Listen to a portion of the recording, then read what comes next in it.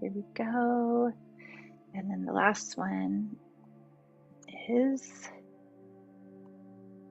I'm quickly becoming technical here. Going live. Here we go. Welcome, everyone. Welcome to the Oracle Office Hours. I'm so honored to be here with you. And for all of you on Facebook who are joining me, come on over to the Zoom room.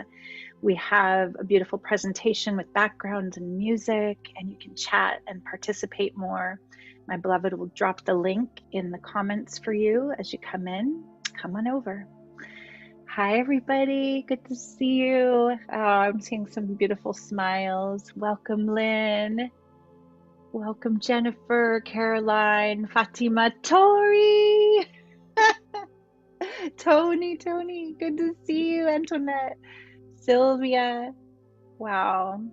My heart's bursting.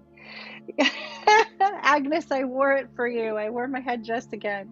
Actually, in all transparency, I had this nifty other one on and it disappeared completely into the background. So we're keeping it together archetypally.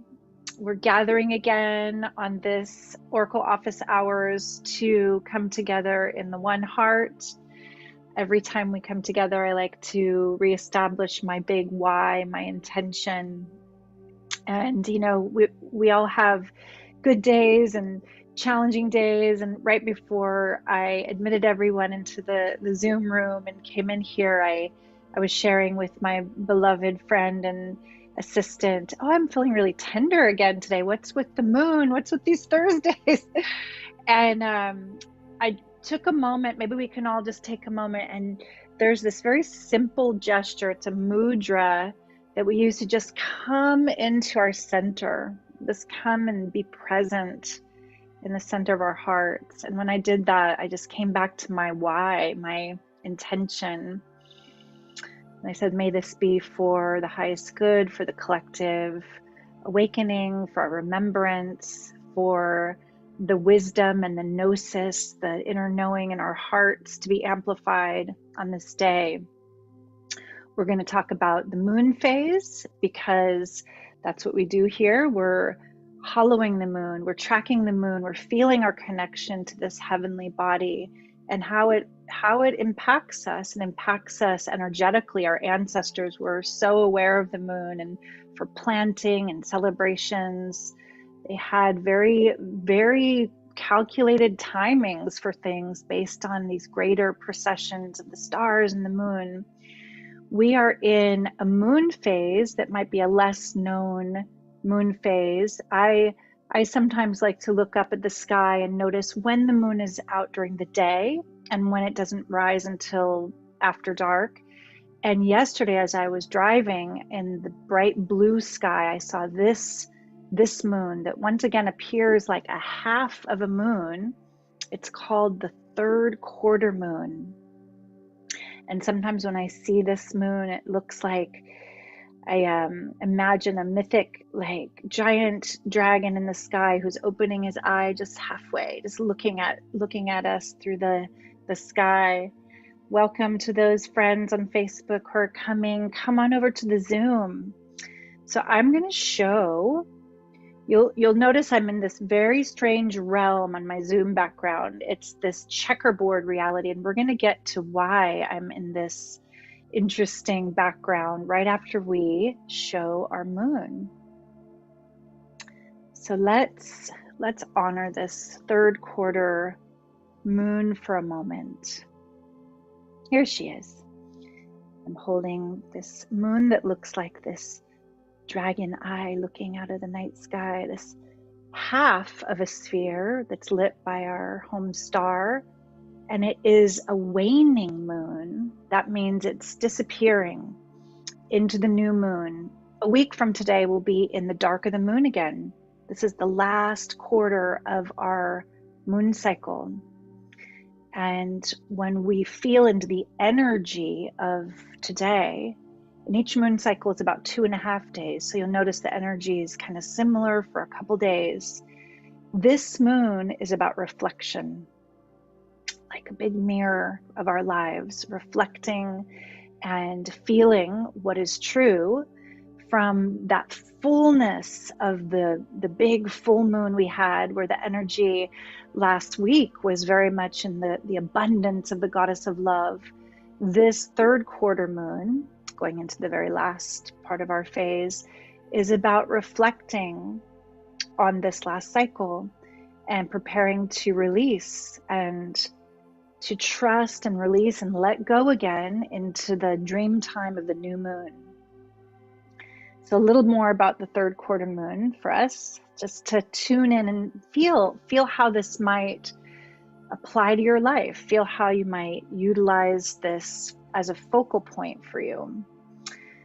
All right, this is the time to reflect and to find your inner balance, right? Half light, half dark. Find that balance point in your life.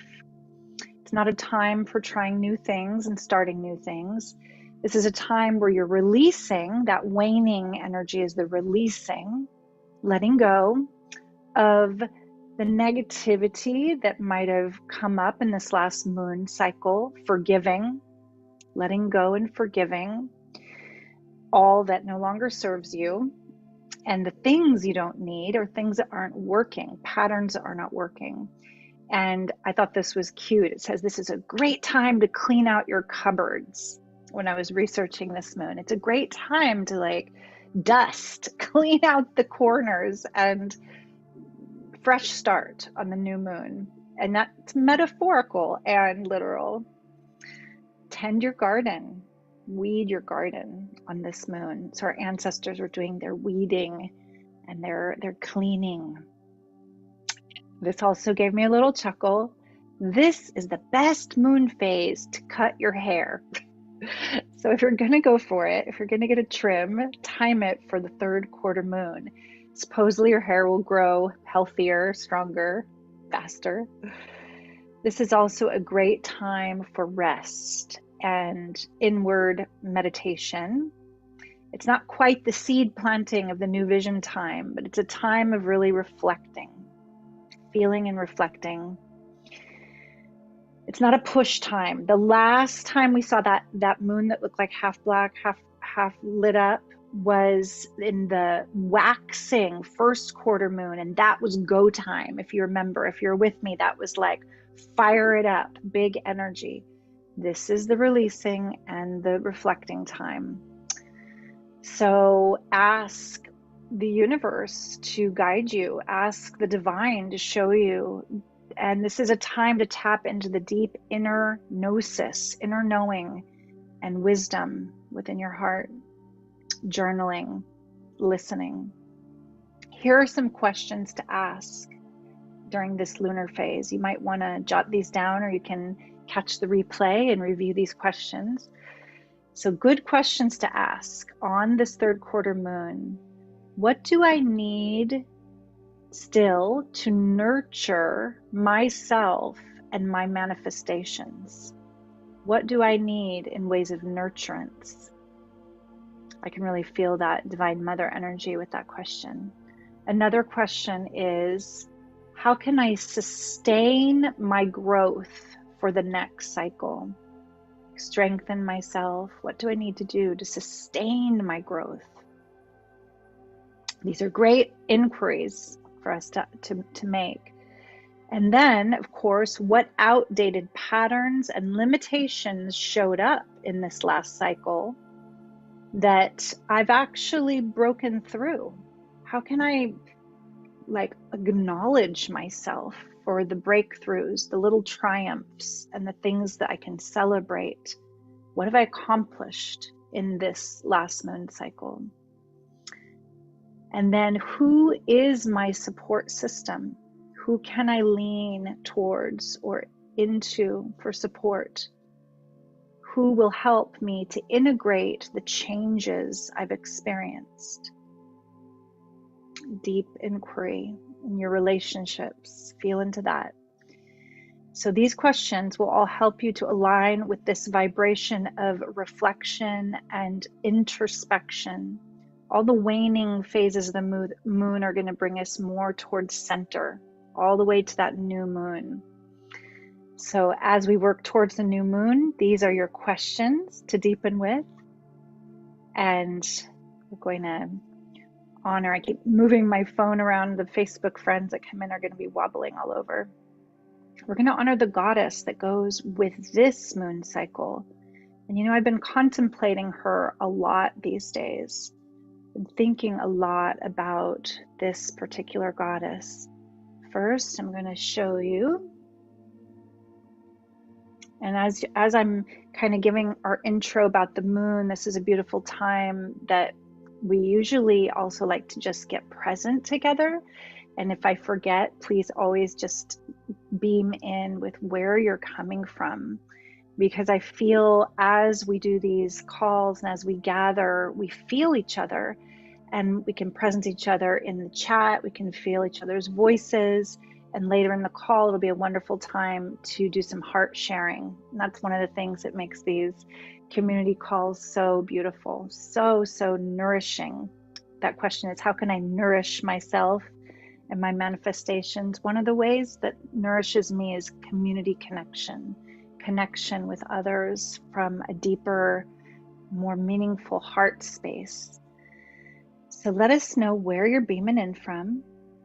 And I'm going to just let us see this for friends on Facebook. Once again, come over to Zoom and you can see what I'm gesturing to in the air in my office.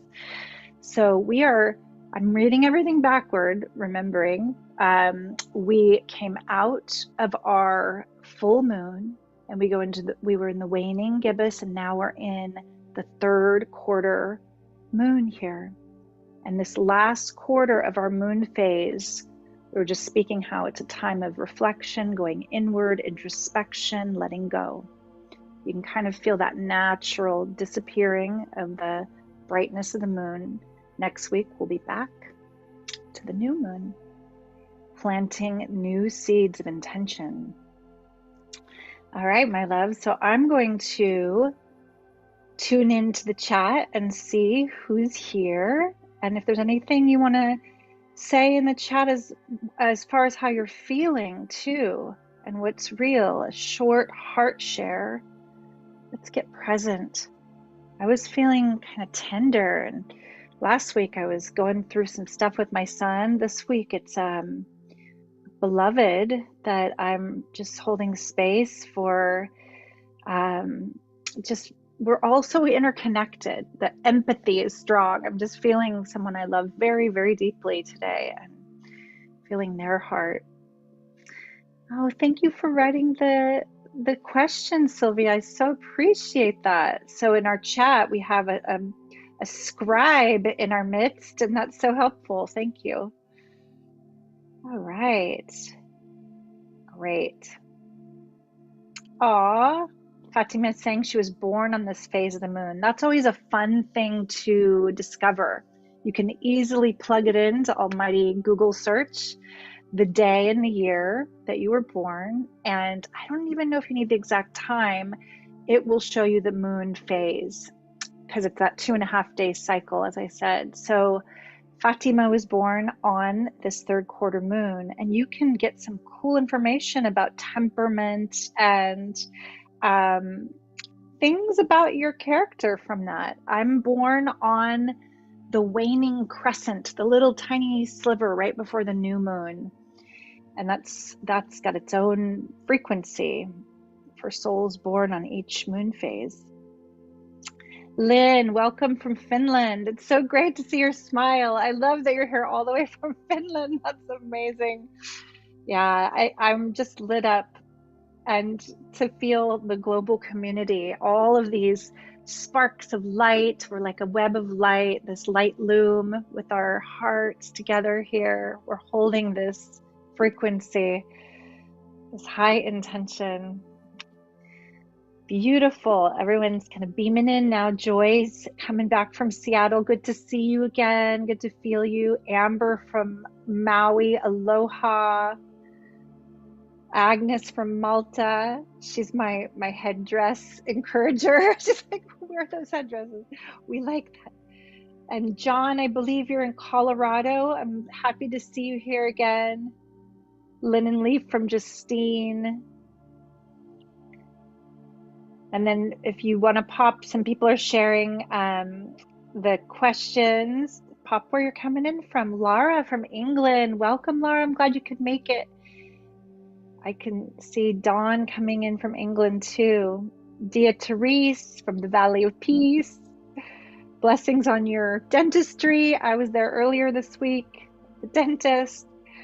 It's a real meditation practice. When people have hands in your mouth asking you questions, I'm always like, what? How in the world can I talk? Adora from Aptos. So many blessings. Carla, welcome back, beloved. Wonderful. Oh, Fatima's actually born on the same phase as me. Ah, beautiful. Yep, John's from Boulder, Colorado.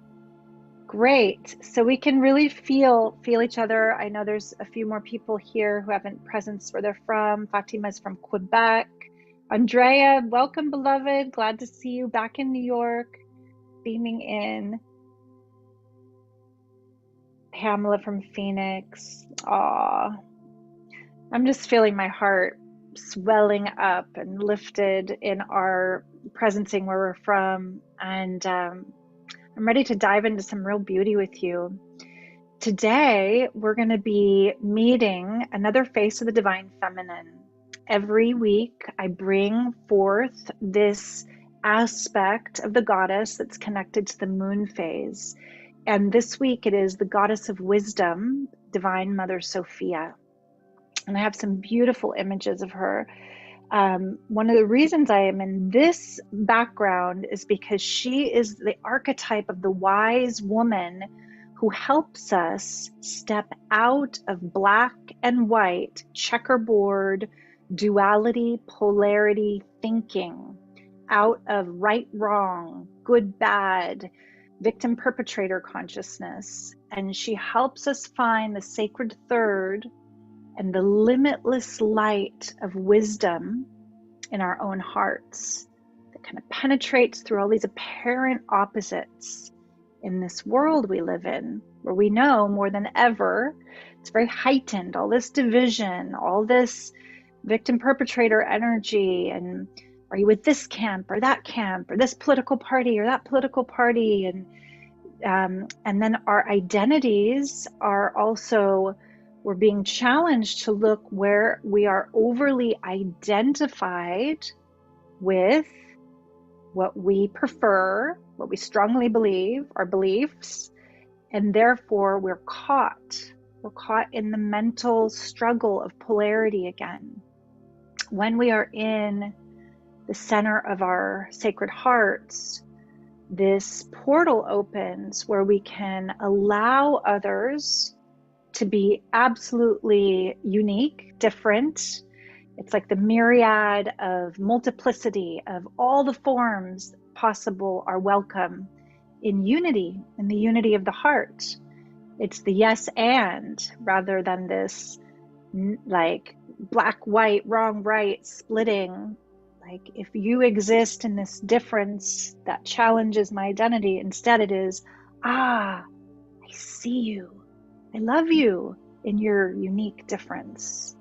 I am another you. We are here in the one heart. So this is the big gift of the goddess of wisdom, and she lives inside all of our hearts. I'm going to show some images of her. She is so lovely. Let's honor her. Divine Mother Sophia. Here is our Goddess Sophia with the white roses, the rose heart, the limitless light. Ein Sof Hour, the limitless light of wisdom. Here is Sophia as this connection to matter, mother, Gaia, form, where light came into form. And there's a beautiful myth about this. I'm going to do my best to kind of quintessentialize it for us today, to speak some of this potent myth, because it's it's actually really relevant to our journey, especially right now, to our human journey of awakening and remembrance. And here is this Gaia Sophia in the elements, in the earth, in the water, this divine feminine form that is permeating matter, mater, mother, prima materia, divine mother.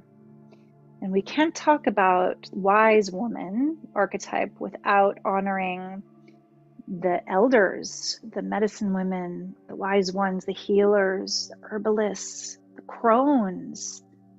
Did you know that crone actually comes from corona of light, a crown of light? I had this other great picture of these. Here, there. Ha ha! How about that? When the inner light is so bright and you really don't give a hoot what anyone else thinks anymore, you're so illuminated from within, you're so free, you're so beyond anyone's validation or approval. That's fun. And that's where coyote wisdom, crazy wisdom, the crone's wisdom comes in. And then I like this image.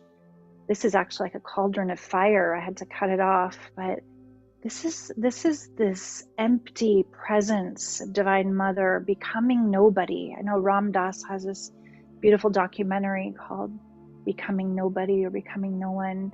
It's about loosening up our identity attachments, like I spoke of earlier. The places where we get caught in this reactivity come from strong polarity pairs. If we overly identify with something, we have fear of being the opposite of that. We're caught. So how do we stay in that limitless light and that fluidity of consciousness, that empty presence of the heart? Become transparent, become so light, so filled with light. Not the density, high vibrational light body. I'm kind of feeling this image today. We'll leave that one up for a while. Let's talk about the beautiful myth of Sophia a bit. Once again, Facebook friends, if you're coming in, come on over.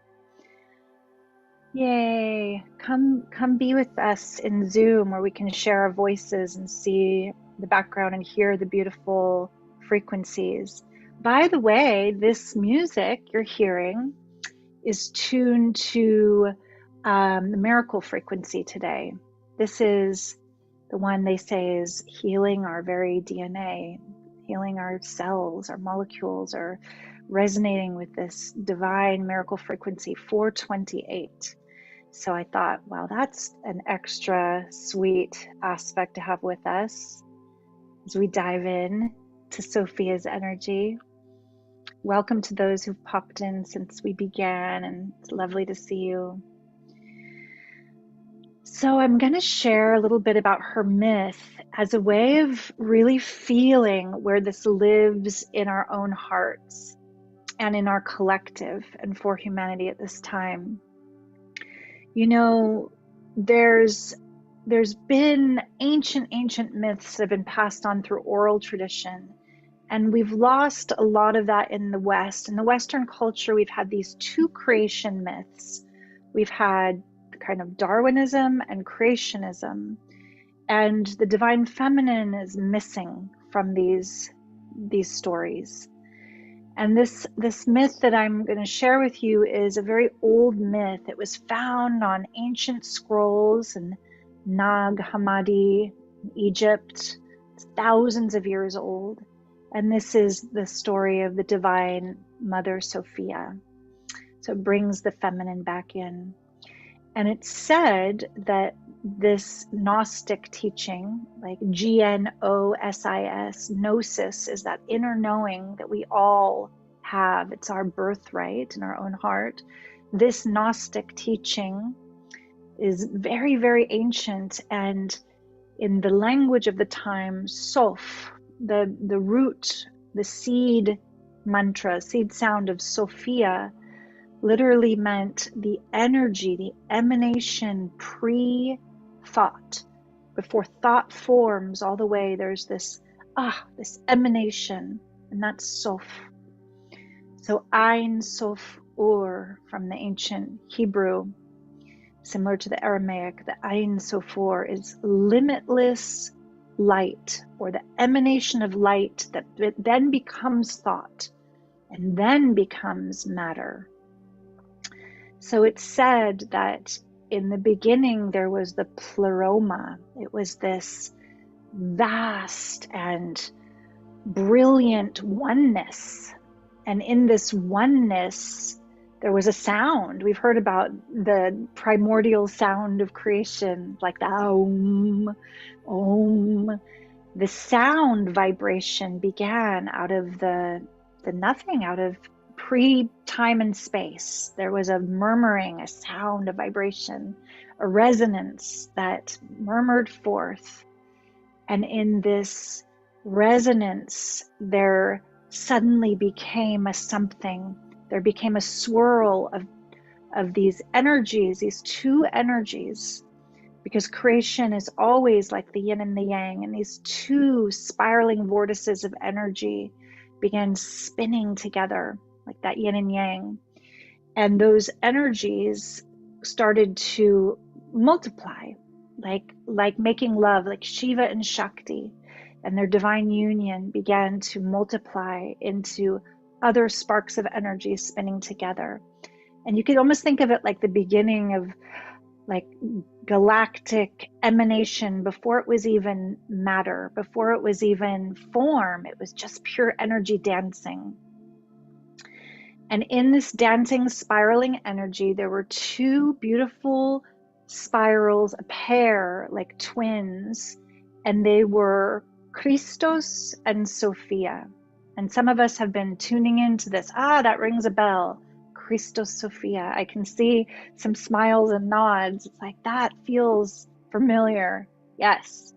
And it's that divine feminine, divine masculine, that's spiraling and spiraling.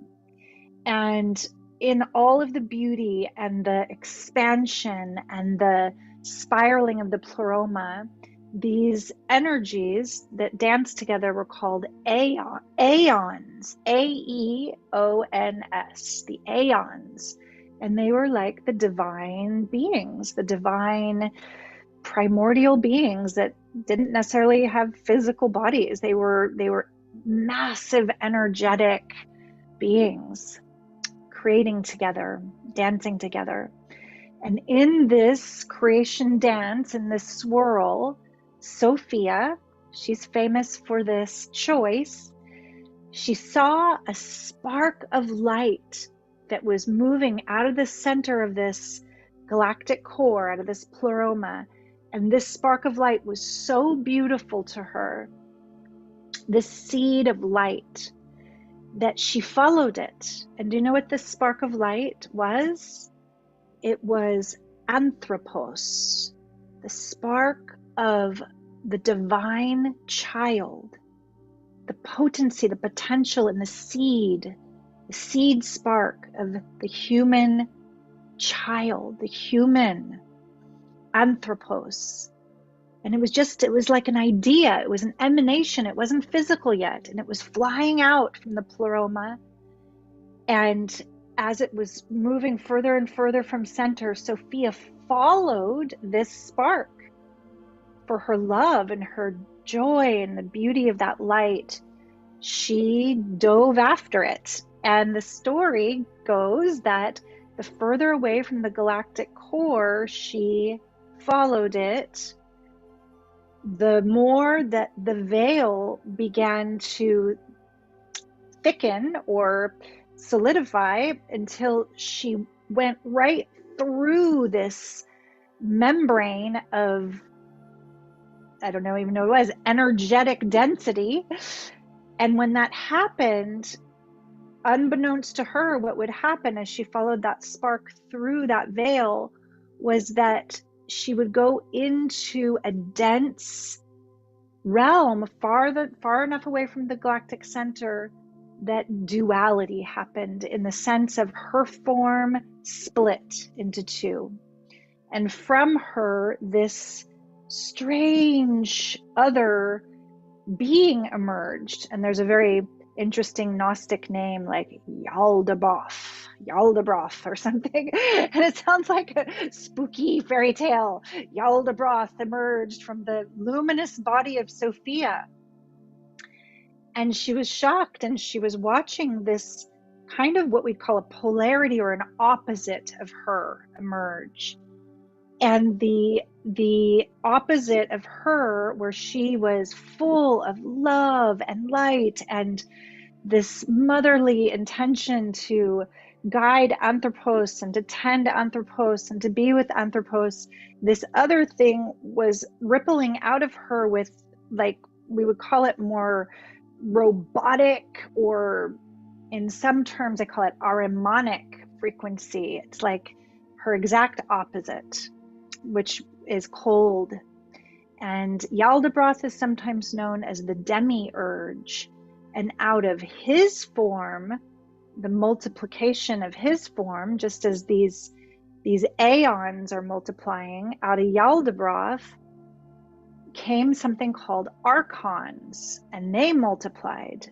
And they were believed to be the first kind of robotic or AI intelligences in this myth, where they didn't even have computers back in ancient times, but they called them the archon intelligences, and they were known to be masters or lords of simulacra, of the simulation, of the pretend, of the world that was not real. So wow, how amazing is this myth for this time we're in? This is an ancient myth, and you can see where it really applies to our time with our fascination with the metaverse and all our screens. And here we are using the tool of technology to connect in a very high frequency, beautiful way. And like a pen, technology is a tool.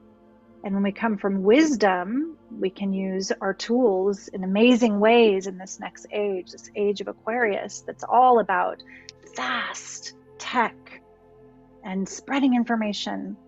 But in that myth, Sophia says to the demiurge, there's a quote, I wish I wrote the exact quote, I'm going to badly paraphrase it. She says something like, in the height of all of your duplication, all of your simulation, all of your simulacra, there is a divine spark in humanity that will awaken and remember where it comes from and who it truly is. So this is the key. And this is why we're joining on this day in this frequency with this particular divine feminine archetype, to remember together, to remember who we really are, where we come from.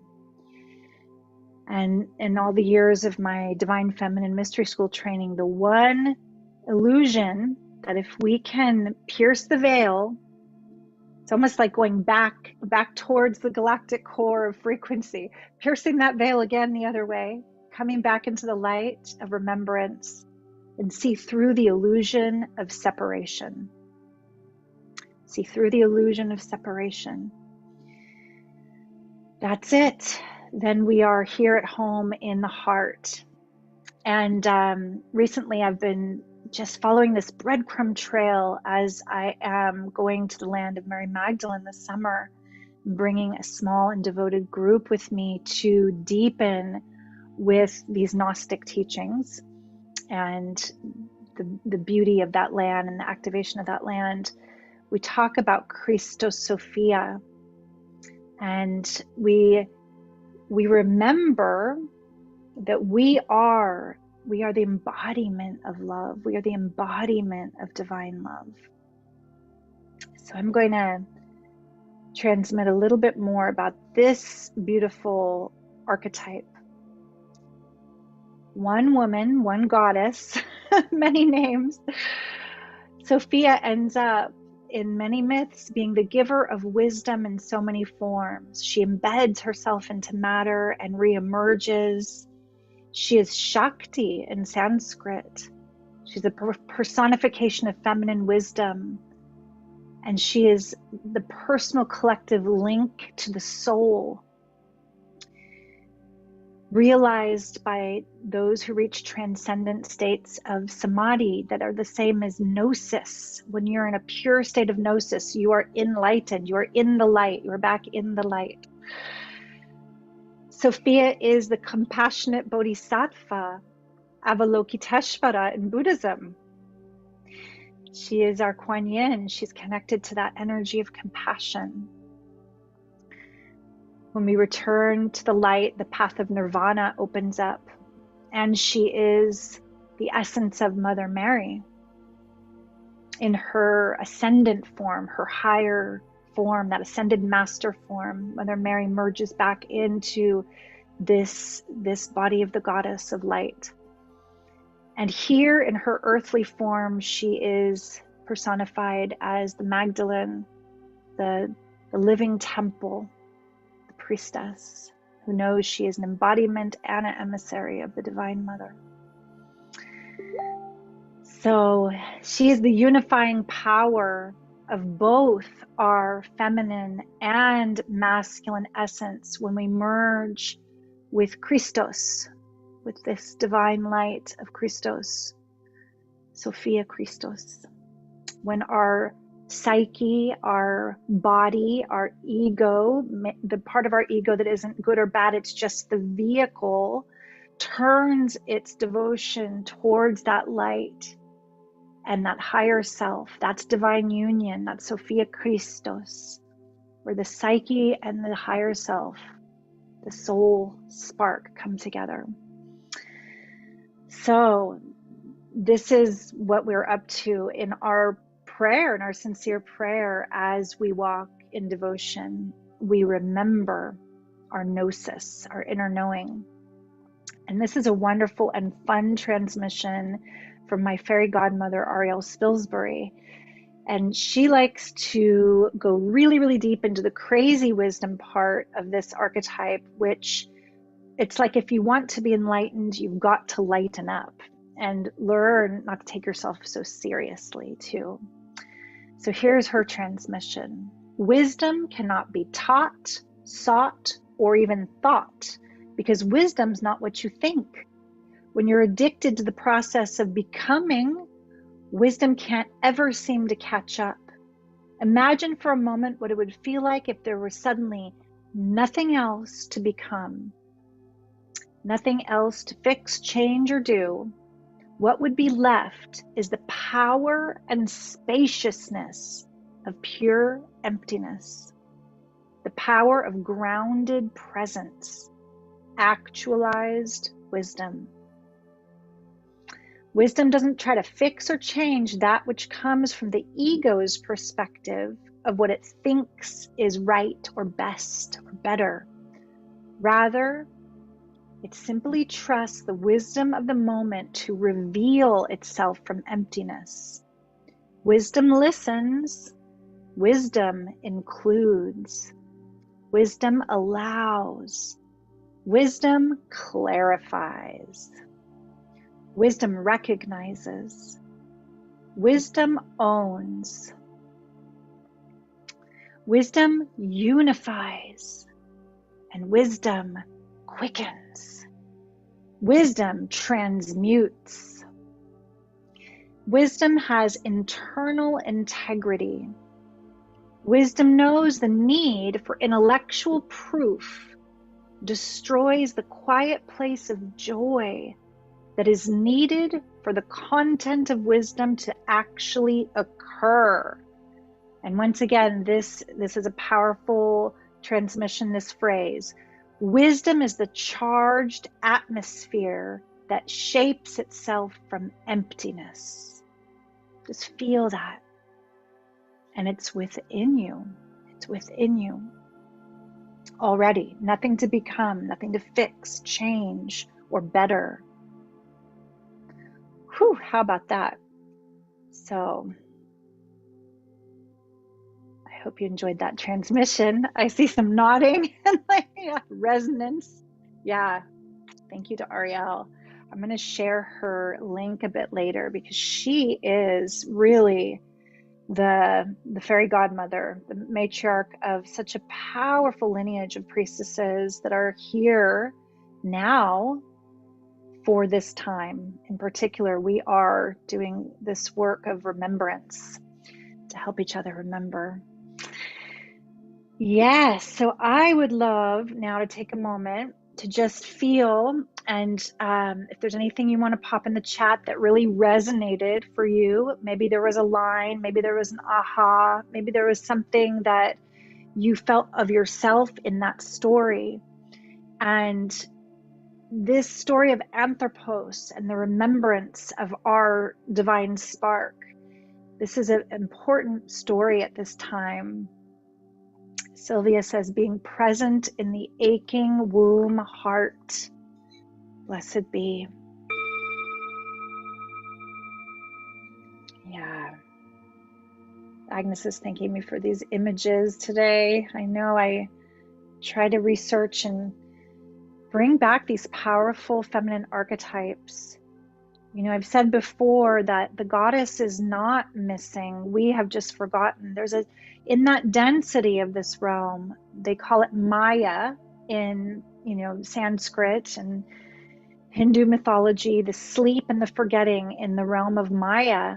We often forget where we come from, who we truly are, and we forget the history. And our world has been full of powerful and beautiful goddess traditions that have, in the last few thousand years been quite suppressed and lost. So it's time to bring her back because of this inherent balance, which is the truth of who we are. Always two, always yin and yang. Her story is our story. Yes. Oh, thank you, Dia. She says, you speak wisdom, you gift me with all this ancient gnosis. And there is kenosis as well. There's gnosis and kenosis. Good words to contemplate. These older and powerful words. Going back up, Amber says, wisdom can never be sought, taught, or bought because wisdom is not what you think. Exactly. Yes. Our wacky wise woman, Ariel. Joy says, I love the pink. Yeah, it's a little bit of that goddess of love with the white and the limitless light. Carla, remembering to remember. Deep gratitude for presencing the divine feminine for and with us. Absolutely, beloved. Yeah, we are she, and in all our forms, especially in the collective feminine that's awakening to really remember this gnosis, and especially that intuitive womb wisdom and heart knowing that the patriarchal system really smashes down out of us in the over pushing, doing, competing, striving, scarcity, survival madness based on the illusion of separation, the illusion of scarcity. And as we awaken in this shift of this age, we'll see there is more than enough. And as we embody the Divine Mother, we feel, how do we nurture ourselves and each other and share these resources and uplift the one to remember for the children's children's children. We do this. Yes. Bless. Antoinette, you're so welcome. Yeah, we are here as sacred mirrors together, sacred mirrors in the one heart. So ding to that. So on this third quarter moon of reflection, in this deep time of moving in towards the new moon, of introspection and dreaming to plant the new seed soon, in this last week, I'm going to invite that you really journal and feel into those questions that were posed. And also in the light of this archetype, I would ask that you contemplate where doubt still finds a home in you, where you still doubt yourself or doubt the divine, and with compassion, with love, to really pull it out of the shadow, bring it back into the light of your courageous heart, of that part that knows no doubt, that spark, that anthropos that remembers. It's kind of like the weeding of the garden or the cleaning of the cupboards. Let's find where those doubts still live so we can lovingly weed them out, sweep them out, love them up and out. Yeah, hug the doubt, be with it in love. Yes, to that.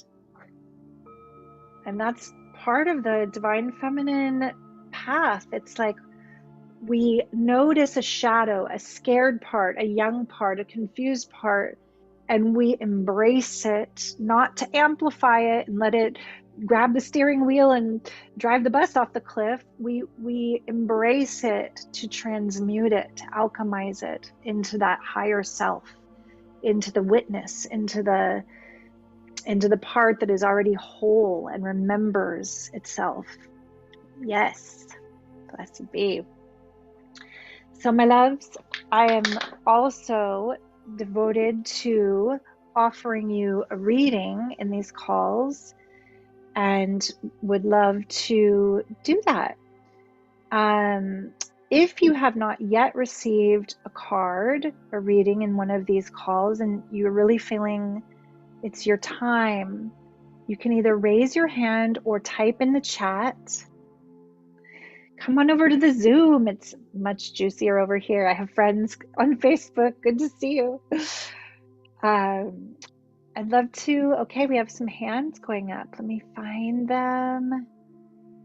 Let's see where they are. We have Sylvia. Yes. And Sylvia, can you, let me remove my pin. Can you come onto the camera with me? Unmute yourself. Thank you. Yay! Hi there. Good to see you today. It's great to be here. I'm very grateful to be here. So I'm not sure if this is not your first time, right? You've been here and seen that you've been Actually, with me. We've seen each other on the Awakening World. Oh, fantastic. And this is my first time on your Welcome. Oh, I'm so glad you're here. So I use these beautiful alchemical cards from the 13 Moon Oracle, and each card is either a face of the divine feminine or it is a tool from her or a frequency often connected to a sacred geometry. And what I've been doing is I fan them out, and then I'm going to slowly move my hand over the cards. And when you feel ready, you can say now or okay. And then we'll pick a card. And welcome to friends still coming in from Facebook. All right, my love. So I'm going to slowly come across, and I'll listen for your signal when you're ready.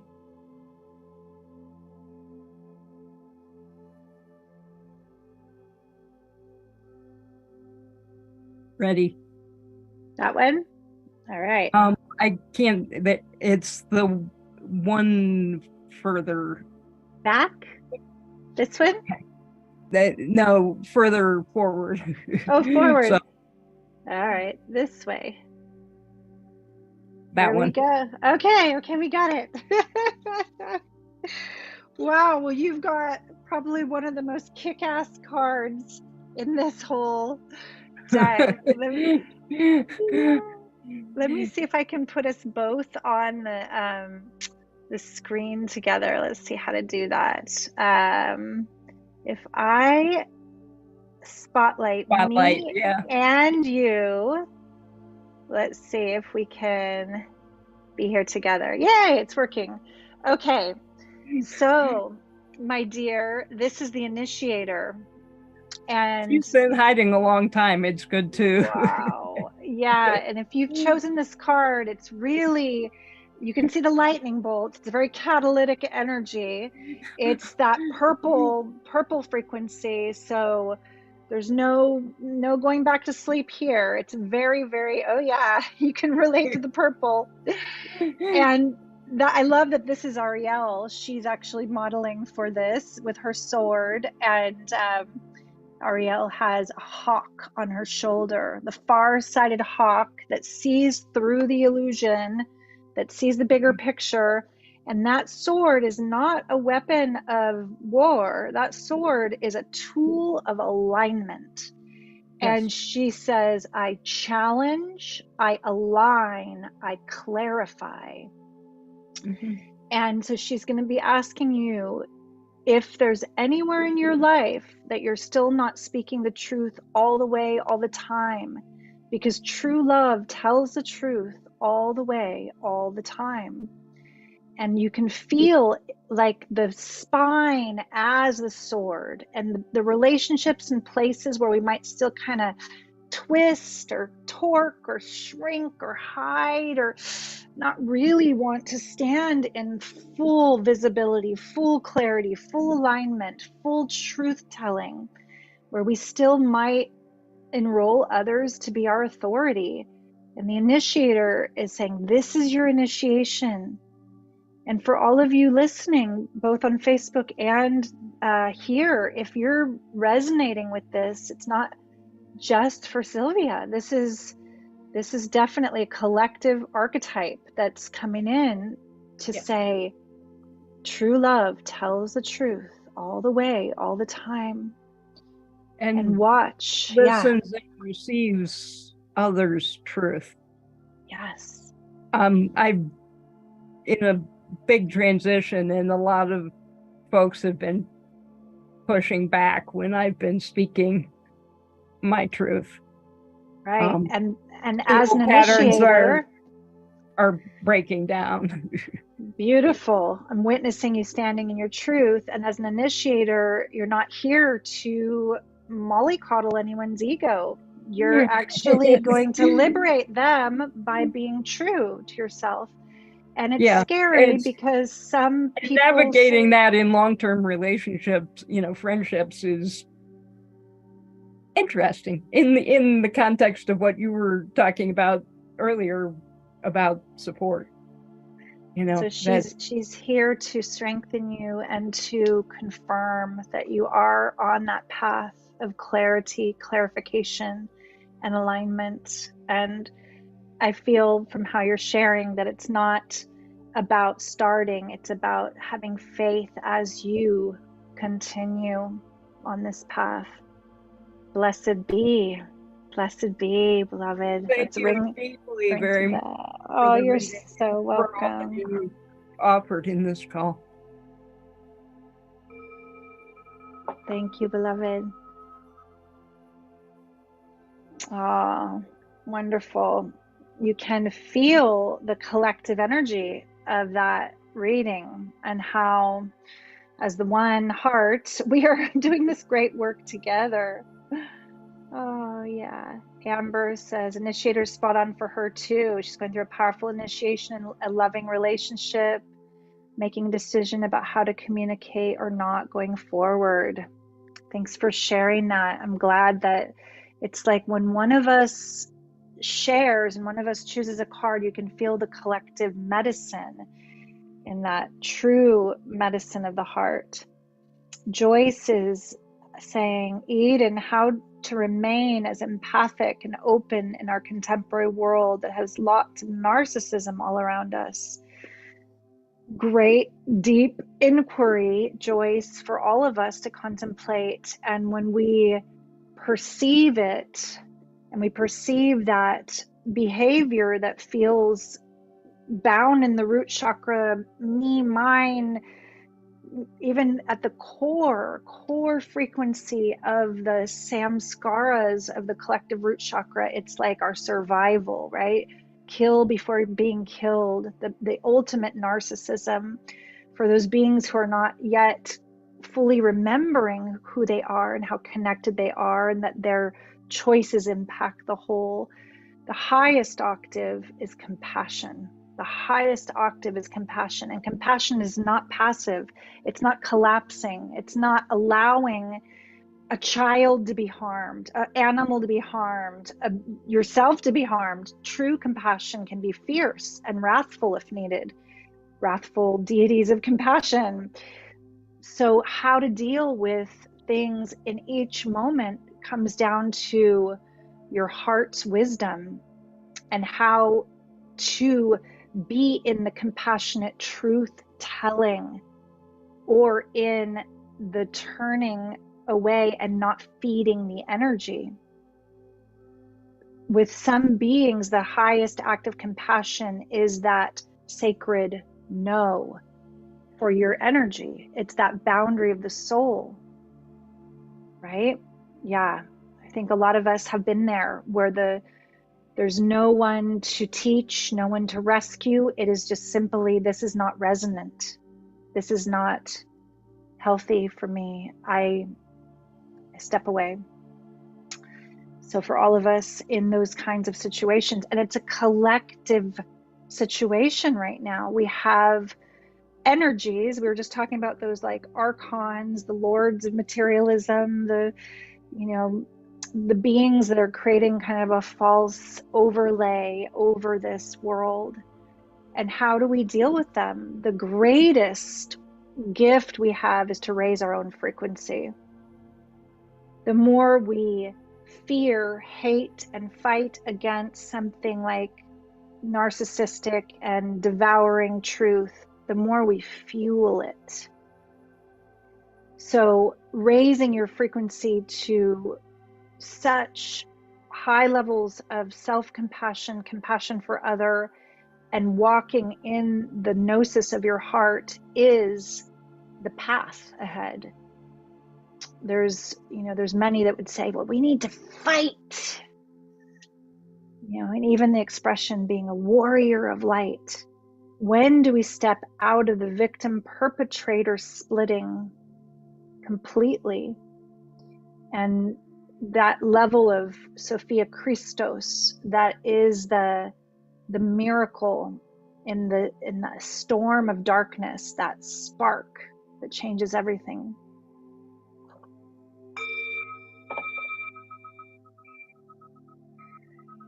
So let's do one more. Let's do another reading, and let's see if it's another big collective one, because I sure felt that last one was. Fatima, I see your hand.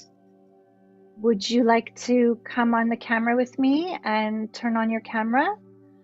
Or just your voice today? Just my voice. Is that okay? Okay, Fatima. It's like you felt it. You said it. I felt that. All right, let me shuffle the cards for a moment. And welcome to all the friends who've come over from Facebook for the last part of this call. There'll be a replay. It'll be on YouTube Live, and the replay will be on my Facebook page as well. So you can catch the transmission from the goddess Sophia and the myth of Sophia that came through in the earlier part of the call. All right, Fatima. So holding your heart, feeling, may this be of service, may this be of guidance for you, whatever tool, whatever frequency, whatever goddess you might choose. And we'll feel if this is also a collective piece. There's medicine for the others here. I'm going to slowly move across the cards, and you tell me when.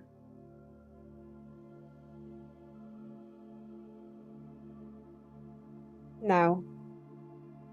Is it back or forward? It's that one. That one. Woohoo! Yes. All right, we're into this catalytic lightning today.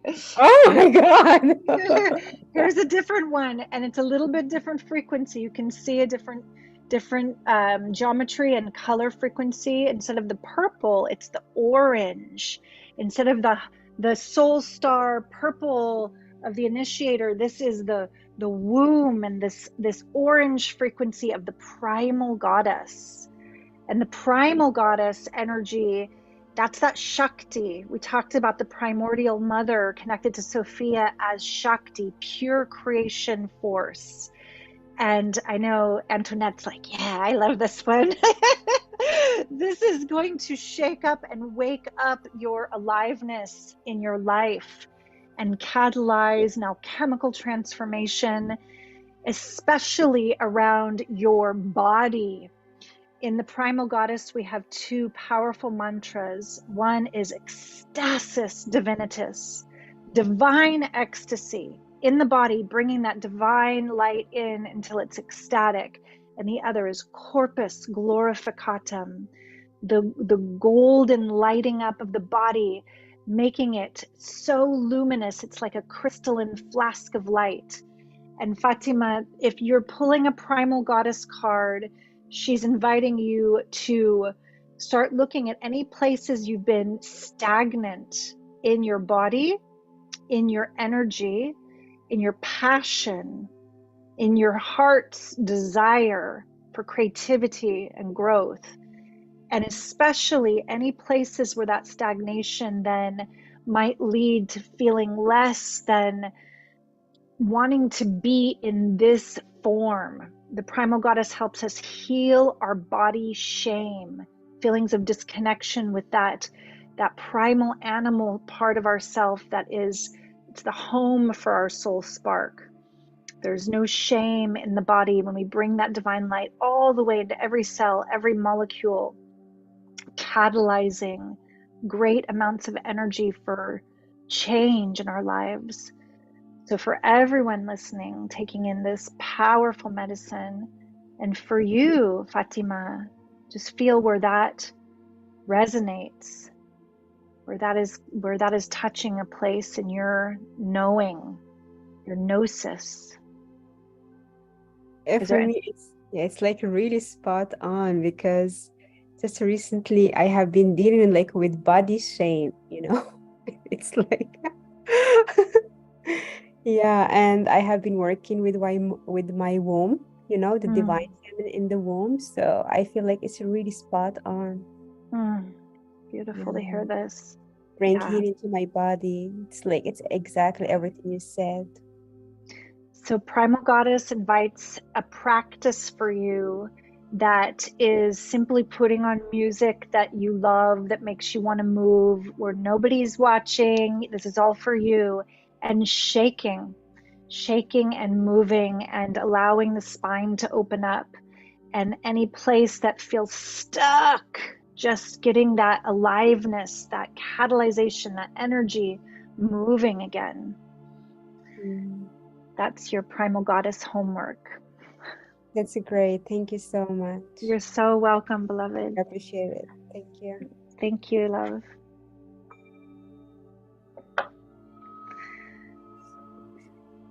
So, my loves,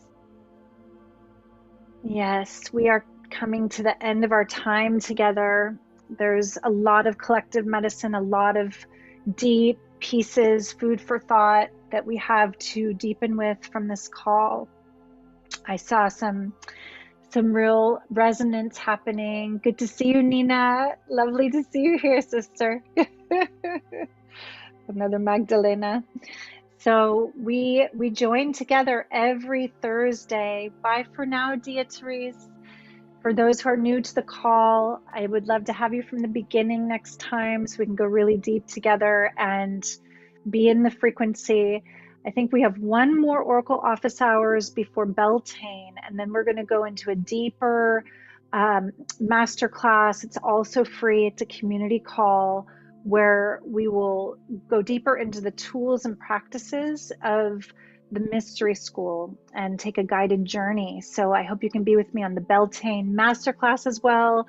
And I think we do have one more Oracle office hours before then. So I bow to you. I thank you all for being with me on this path of heart, this path of love.